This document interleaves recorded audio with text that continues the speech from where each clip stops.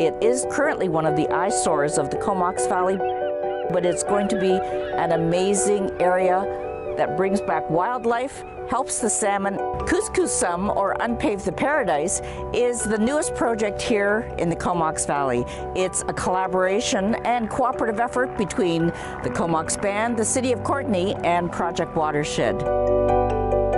I've been working on conservation and ecosystem restoration projects in BC for the past 20 years. And the closest project to this one that I've been involved with was the restoration of the Campbell River estuary. There were 3 sawmill sites, log booming ground, barge loading terminal, lumber storage area, and things like that that were all involved in the restoration of that project. Given that that was such a successful program, I feel very confident that we'll be able to replicate that success here in Courtenay. This site obviously has been impacted by the industrial activity that took place on it, and in particular the steel-clad retaining wall along the site really disconnects it from the Courtenay River, and seals are actually able to use that to their advantage to prey upon fish that are migrating past the site, and that includes juveniles that are out migrating in the spring as well as adult spawners that return in the fall.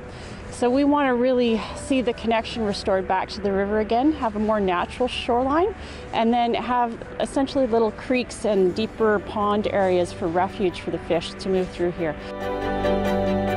When do you see this project finishing? So there will be several phases to how the project unfolds. We have already completed the negotiations phase with the landowner to agree on a purchase and sale contract for the property.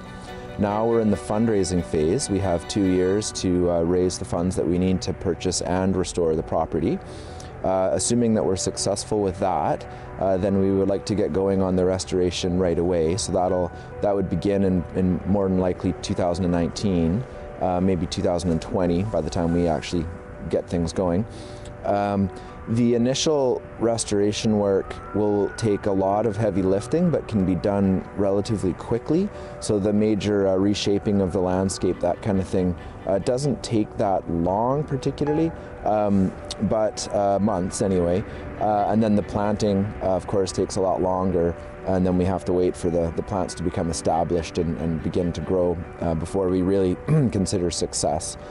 So it'll all going well, the site will look radically different and look just like nothing had ever happened here by about 2025.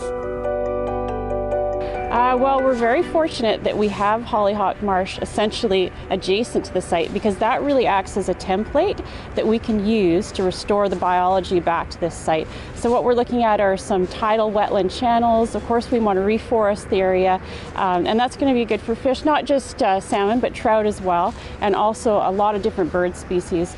This area is part of the Comox Estuary, and the Comox Estuary is an internationally recognized important bird area. There's also lots of wonderful plants that we want to see reestablished here. And again, we're using the template of Hollyhock Marsh and the plants that grow there at specific elevations to use as our blueprint for what we want to do on this site. So if you'd like to donate to Kus-Kus-Sum, you can go onto the website for projectwatershed.ca or Kus-Kus-Sum. Go down to their office in Tin Town, stop in, get chocolate bars, art prints. Your donations are tax deductible if you're donating money, and make sure that you contribute to one of the Comox Valley's future treasures. From the Comox Valley, this is Judy Murakami for Shaw TV.